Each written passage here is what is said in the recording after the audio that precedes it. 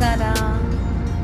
ಬನ್ನಿ ನಾವಿವತ್ತು ಹೋಗೋಣ ಅರಬ್ ದೇಶದ ಅತಿ ದೊಡ್ಡ ಭವ್ಯವಾದ ಸುಂದರವಾದ ಪವಿತ್ರ ಬ್ಯಾಬ್ಸ್ ಹಿಂದೂ ದೇವಾಲಯಕ್ಕೆ. ಈ ಬ್ಯಾಬ್ಸ್ ಹಿಂದೂ ದೇವಾಲಯದ ಬಗ್ಗೆ ನಾನು ಹಿಂದೊಮ್ಮೆ ಒಂದು ವಿಡಿಯೋನ ಹಾಕಿದ್ದೆ, ಅದು ಕನ್ಸ್ಟ್ರಕ್ಷನ್ ಆಗುತ್ತಿರೋ ವೇಳೆಯಲ್ಲಿ. ಇವಾಗ ಇದು ಫೆಬ್ರವರಿ 14, 2024ರಂದು ಲೋಕಾರ್ಪಣೆಗೊಂಡಿದೆ. ನಮ್ಮ ನೆಚ್ಚಿನ ಪ್ರಧಾನಿ ಮಾನ್ಯ ಮೋದಿಜಿಯವರು ಈ ದೇವಾಲಯವನ್ನು ಉದ್ಘಾಟಿಸಿದರು. ಈ ದೇವಾಲಯ ಉದ್ಘಾಟನೆಗೊಂಡ 2 ದಿನಗಳಲ್ಲಿ ನಮ್ಮ ಗುರುಗಳಾದ ಜಗದ್ಗುರು ಶ್ರೀ ನಿರ್ಮಲಾನಂದನಾಥ ಸ್ವಾಮೀಜಿಯವರು ಈ ದೇವಾಲಯಕ್ಕೆ ಭೇಟಿ ನೀಡಿದ್ದರು. ಅವರ ಜೊತೆಯಲ್ಲಿ ನಮಗೂ ಇಲ್ಲಿ ಭೇಟಿ ನೀಡುವ ಅವಕಾಶ ಲಭಿಸಿತ್ತು. ಆವಾಗ ನಮಗೆ ದೇವಾಲಯದ ಒಳಗೂ ಹಾಗೆ ಹೊರಗಡೆಯೂ ವಿಡಿಯೋ ಮಾಡುವಂಥ ಅವಕಾಶ ಇತ್ತು, ಫೋಟೋಸು ತೆಗೆದುಕೊಂಡಿದ್ದು. ಇವಾಗ ನಾವು ಹೋದರೆ ದೇವಾಲಯದ ಹೊರಗಡೆ ನಾವು ಫೋಟೋಸ್ ಅಥವಾ ವಿಡಿಯೋಸ್ ತಗೋಬಹುದು, ಹಾಗೆ ಒಳಗಡೆ ಮೊಬೈಲ್ ಬಳಕೆಯನ್ನು ನಿಷೇಧಿಸಲಾಗಿದೆ. ಈ ದೇವಾಲಯ ಇರುವುದು UAE ದೇಶದ ಅಬುಧಾಬಿಯಲ್ಲಿ.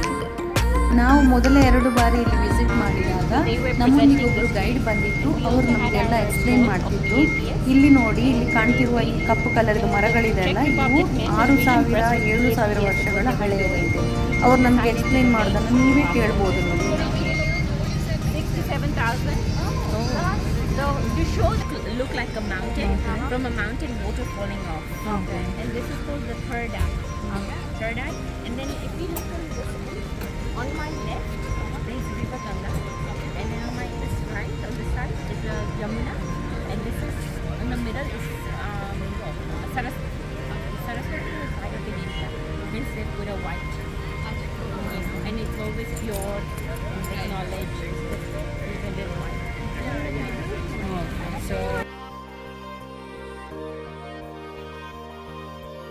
ಈ ವಿಡಿಯೋವನ್ನು ತಪ್ಪದೆ ಕೊನೆಯವರೆಗೆ ವೀಕ್ಷಿಸಿ. ಯಾಕಂತ ಹೇಳಿದರೆ, ಒಂದು, ನಾನು ಈ ದೇವಾಲಯದ ನೈಟ್ ವ್ಯೂ ಹಾಗೆ ಡೇ ವ್ಯೂ ಎರಡೂ ಕವರ್ ಮಾಡಿದ್ದೀನಿ. ನಾನು ಇವಾಗ ಆಲ್ಮೋಸ್ಟ್ ಒಂದು 3 ರಿಂದ 4 ಸಾರಿ ವಿಸಿಟ್ ಮಾಡಿದ್ದೀನಿ ಇಲ್ಲಿ. ಸೊ ಎರಡೂ ಕವರ್ ಮಾಡಿದ್ದೀನಿ, ಡೇ ವ್ಯೂ ಹಾಗೆ ನೈಟ್ ವ್ಯೂ. ಹಾಗೆ ಇನ್ನೊಂದೇನು ಅಂತ ಹೇಳಿದರೆ, ನಮಗೀಗ ದೇವಾಲಯದ ಹಿಂದುಗಡೆ ಹೋಗೋದಕ್ಕೆ ಪ್ರವೇಶ ಇಲ್ಲ. ನಾವು ಮೊದಲ 2 ಸರಿ ಹೋದಾಗ ಹಿಂದುಗಡೆನೂ ಹೋಗ್ಬೋದಿತ್ತು. ಅಲ್ಲಿರುವ ಈ ಥರ ಕಲೆಗಳನ್ನು ನಾವು ವೀಕ್ಷಿಸ್ಬೋದಿತ್ತು. ಅದು ಹೇಗೆ ಅಂತ ಹೇಳಿದ್ರೆ, ನಮ್ಮ ಪುರಾಣದ ಎಲ್ಲ ಕಥೆಗಳನ್ನು, ಮಹಾಭಾರತ ಇರ್ಬೋದು, ರಾಮಾಯಣ ಇರ್ಬೋದು, ಇನ್ನೂ ಹಲವಾರು ಕಥೆಗಳನ್ನು ಇಲ್ಲಿ ಶಿಲ್ಪಕಲೆಯಲ್ಲಿ ತೋರಿಸಿದ್ದಾರೆ. ಸೊ ಆ ವಿಡಿಯೋವನ್ನು ನಾನು ಇಲ್ಲಿ ಹಾಕ್ತಾ ಇದ್ದೀನಿ. ಇವಾಗ ನಾವು ದೇವಾಲಯಕ್ಕೆ ವಿಸಿಟ್ ಮಾಡಿದರೆ ನಮಗೆ ಹಿಂದುಗಡೆ ಪ್ರವೇಶ ಇಲ್ಲದ ಕಾರಣ ಅದನ್ನು ನೋಡೋದಕ್ಕೆ ಆಗೋದಿಲ್ಲ. ಅದಕ್ಕಾಗಿ ಸ್ಕಿಪ್ ಮಾಡದೆ ವಿಡಿಯೋವನ್ನು ನೋಡಿ.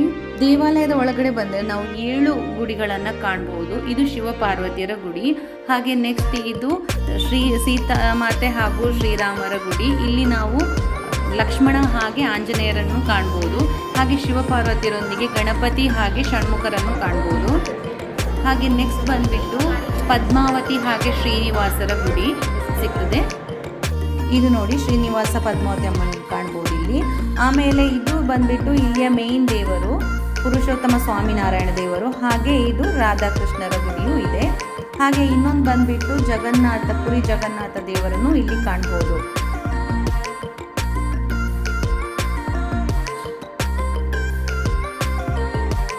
ಇದು ರಾಧಾಕೃಷ್ಣರ ಗುಡಿ, ಆಲ್ರೆಡಿ ತೋರಿಸಿದೆ ನಾನು.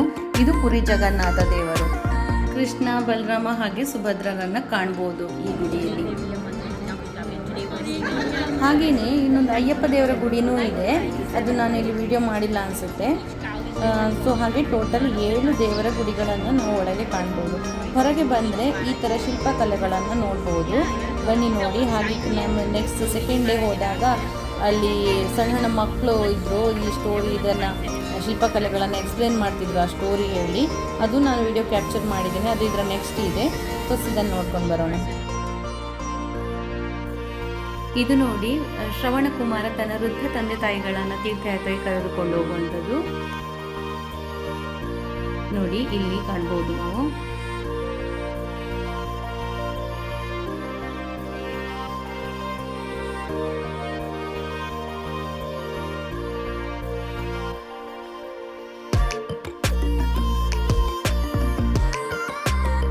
ಇಲ್ಲಿ ನೀವು ಕಾಣ್ಬೋದು ಶಿವಪಾರ್ವತಿಯರ ಕಲ್ಯಾಣ, ಹಾಗೆ ಆಮೇಲೆ ಗಣಪತಿಯ ಜನನ, ಹಾಗೆ ಗಣಪತಿಗೆ ಎಲಿಫೆಂಟ್ ಅಂದರೆ ಆನೆಯ ತಲೆ ಹೇಗೆ ಬಂದಿತ್ತು ಅದರ ಬಗ್ಗೆ ಅದು ಸ್ಟೋರಿ. ಹಾಗೆ ಇದು ಇಲ್ಲಿ ನೋಡಿ 12 ಜ್ಯೋತಿರ್ಲಿಂಗಗಳನ್ನು ಕಾಣ್ಬೋದು.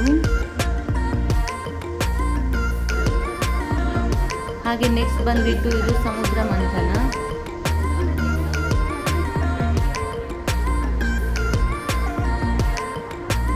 ಹಾಗೆ ಇಲ್ಲಿ ಕಾಣ್ಬೋದು ನೀವು ಶ್ರೀಕೃಷ್ಣ ಗೋವರ್ಧನಗಿರಿಯನ್ನು ಕಿರುಬೆರಳಲ್ಲಿ ಎತ್ತಿ ಜನರನ್ನು ರಕ್ಷಣೆ ಮಾಡಿರುವಂಥದ್ದು.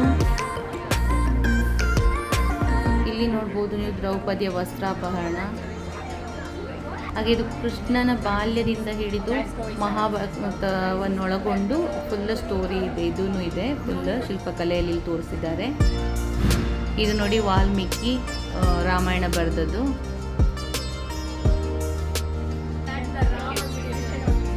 ನೋಡಿ ಸೀತೆಯ ಇದು ಸೀತೆದು ಅಶೋಕವನದಲ್ಲಿ ಕುಳಿತಿರುವಂಥದ್ದು ಸೀತೆ. ಆಂಜನೇಯ ಬಂದಿರುವಂಥದ್ದಲ್ಲಿ ನೋಡಿ ಅಂತ ಕಾಣ್ಬೋದು. Poland, this is a story one king is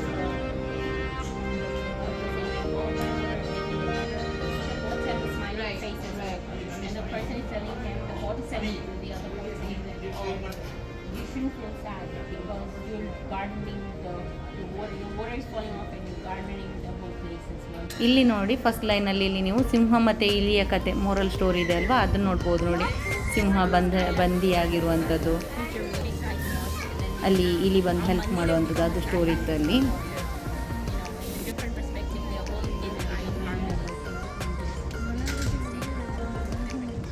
ದುಬೈಯ Burj Khalifa, Burj ಅಲ್ ಅರಬ್, ಹಾಗೆ ಫ್ಯೂಚರ್ ಮ್ಯೂಸಿಯಂ ಇದನ್ನೆಲ್ಲ ನೋಡ್ಬೋದು ಇಲ್ಲಿ.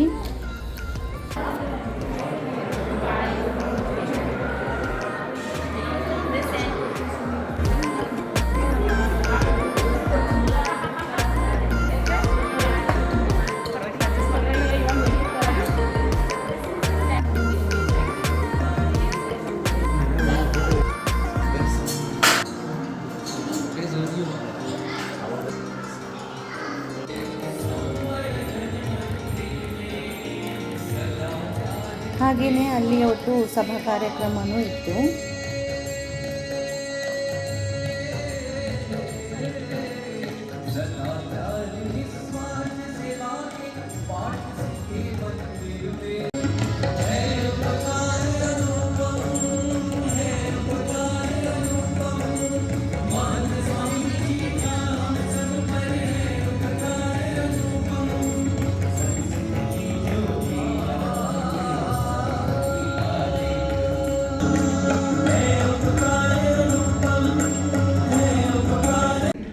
He means stories that carry meaning.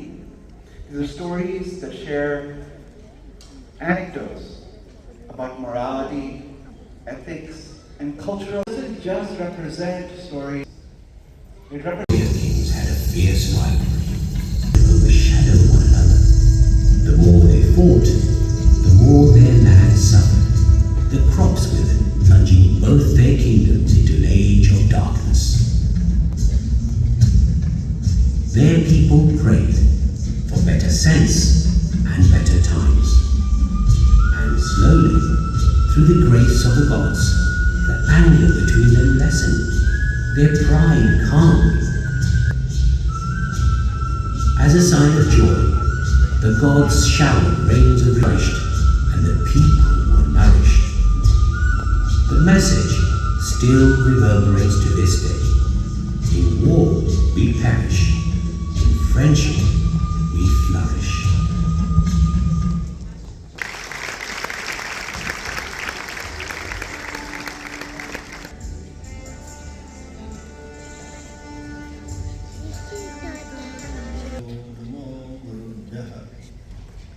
सर्वोपप्लवरहितः प्रज्ञानघनः प्रत्यगर्थो ब्रह्मैवाहम्. Now Swamiji is being welcomed by Pujya Anand Swami and will then grace us with his wisdom.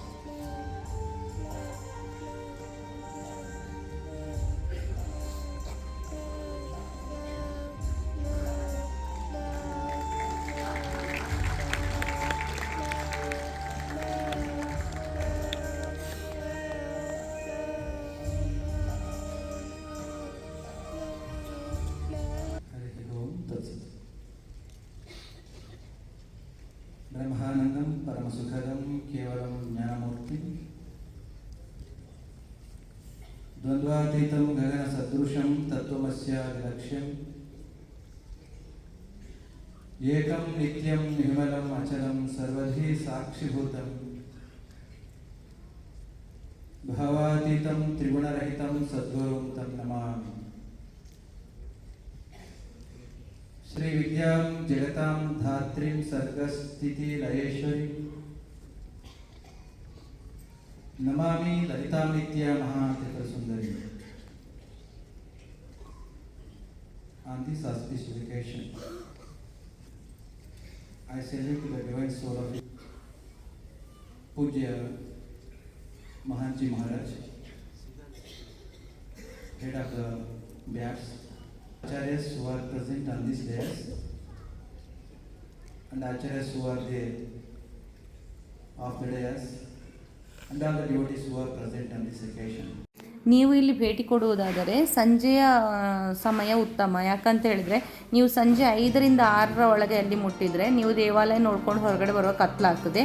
So ನಿಮಗೆ night view ನೋಡಲಿಕ್ಕೆ ಸಿಗ್ತದೆ, ಹಾಗೆ ಸಂಜೆದು evening views ಸಿಗ್ತದೆ. ಹಾಗೆಯೇ ಸಂಜೆ ಹೊತ್ತಲ್ಲಿ ಅಲ್ಲಿ ಗಂಗಾ ಆರತಿನೂ ಇದೆ, ಅದು ತುಂಬ ಚೆನ್ನಾಗಿದೆ ಗಂಗಾ ಆರತಿ. ಅದು ಒಂದು ನೋಡೋದಕ್ಕೆ ತುಂಬ ಖುಷಿ ಆಗ್ತದೆ. ಸೊ ನೀವೇನಾದರೂ ಹೋಗೋ ಪ್ಲ್ಯಾನ್ ಇದ್ದರೆ ಈವ್ನಿಂಗಿಗೆ ಇಟ್ಕೊಳ್ಳಿ. ಹಾಗೆಯೇ ನೀವು ಸೋಮವಾರದ ದಿನ ಮಂಡೇ ದಿನ ದೇವರ ದರ್ಶನ ಮಾಡಲಿಕ್ಕೆ ಆಗೋದಿಲ್ಲ, ದೇವಾಲಯ ಕ್ಲೋಸ್ ಇರ್ತದೆ. ಇದು ನಾವು ಸೆಕೆಂಡ್ ಡೇ ಈ ದೇವಾಲಯಕ್ಕೆ ಭೇಟಿ ಕೊಟ್ಟಿರೋದು. ಇನ್ನೊಂದು ದಿನ ಅವತ್ತು ನಾನು ಫಸ್ಟ್ ಡೇ ಏನೆಲ್ಲ ನನಗೆ ಕವರ್ ಮಾಡ್ಕೊಳ್ಳಿಕ್ಕೆ ಆಗಲಿಲ್ಲ, ಕೆಲವು ಪಾಯಿಂಟ್ಸ್ ಅದನ್ನೆಲ್ಲ ಇಲ್ಲಿ ನಾನು ಕವರ್ ಮಾಡ್ಕೊಂಡಿದ್ದೀನಿ, ಈ ವಿಡಿಯೋದಲ್ಲಿ ತೋರಿಸ್ತಾ ಇದ್ದೀನಿ.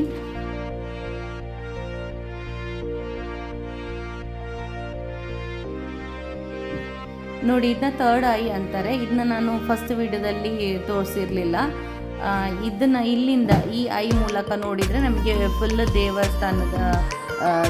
ದೇವಸ್ಥಾನ ನೋಡಲಿಕ್ಕಾಗ್ತದೆ. ನೋಡಿ, ಈ ಥರ ಇದು ಈ ಐ ಮೂಲಕ ಕ್ಯಾಮರಾ ಇಟ್ಟು ನೋಡಿ ಬಂದರೆ ಫುಲ್ ಟೆಂಪಲ್ ಕಾಣ್ಬೋದು.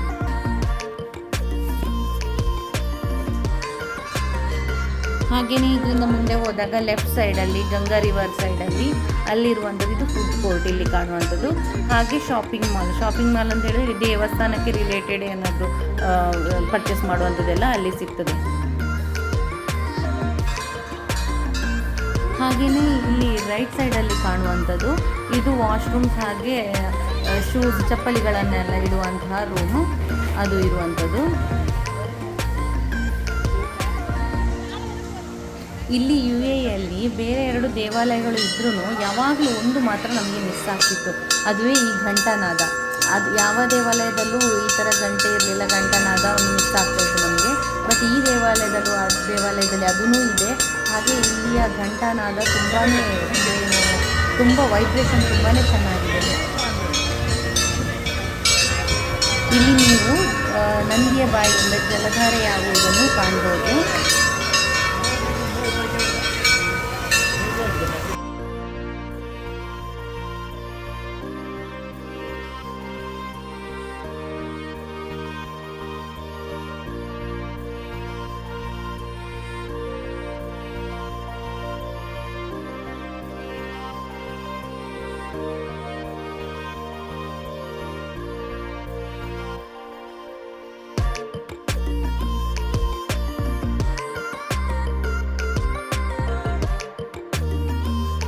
ಇಲ್ಲಿ ಗೈಡ್ಗಳು ತುಂಬ ಚೆನ್ನಾಗಿ ಈ ಸ್ಟೋರಿಗಳನ್ನೆಲ್ಲ ಎಕ್ಸ್ಪ್ಲೇನ್ ಮಾಡ್ತಾಯಿದ್ರು.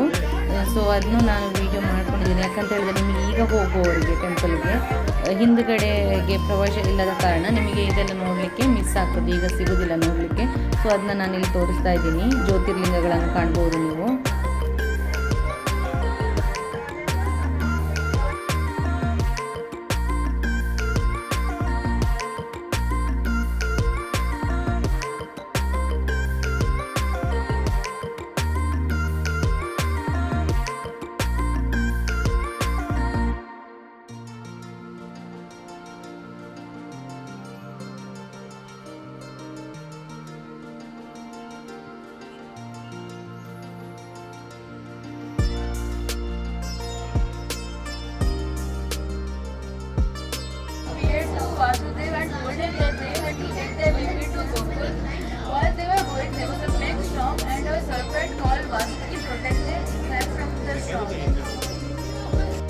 ಹಾಗೆ ಮತ್ತು ದೇವಾಲಯದ ಒಳಗೆ ಬಂದರೆ ಇಲ್ಲಿ ಗುಡಿಗಳನ್ನು ಕಾಣ್ಬೋದು. ನಾನು ಆಲ್ರೆಡಿ ಹೇಳಿದೆ 7 ಗುಡಿಗಳು ಇದೆ ಅಂತೇಳಿ. ಇದು ನೋಡಿ ನೆಕ್ಸ್ಟ್ ಡೇ ನಾವು ಹೋದಾಗ ಇದ್ದಿದ್ದು ತಿರುಪತಿ ವೆಂಕಟರಮಣ ಹಾಗೆ ಪದ್ಮಾವತಿ ಅಮ್ಮನ ಗುಡಿ. ಇದು ಇಲ್ಲಿಯ ಮೇನ್ ದೇವರು ಅಕ್ಷರ ಪುರುಷೋತ್ತಮ ಸ್ವಾಮಿನಾರಾಯಣ ದೇವರು.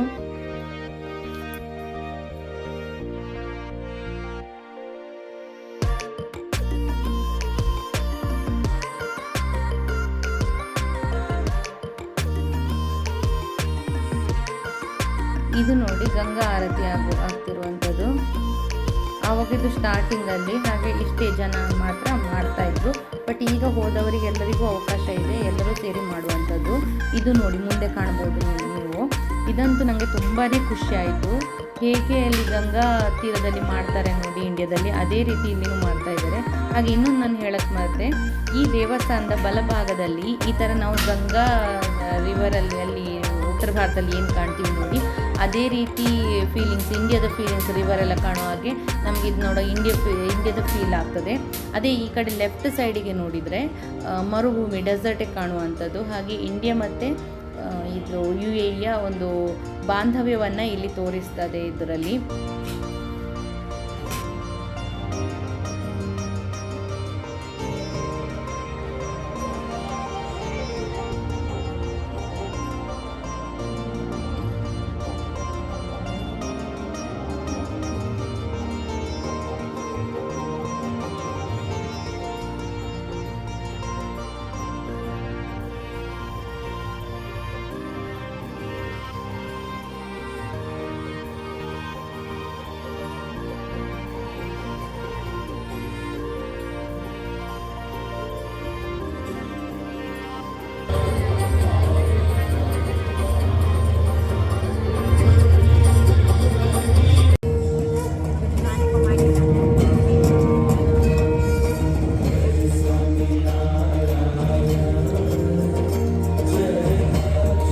ಇದಂತೂ ತುಂಬಾ ಖುಷಿ ಆಗ್ತದೆ, ತುಂಬ ಭಕ್ತಿ ಬರ್ತದೆ ಈ ಟೈಮಲ್ಲಂತೂ.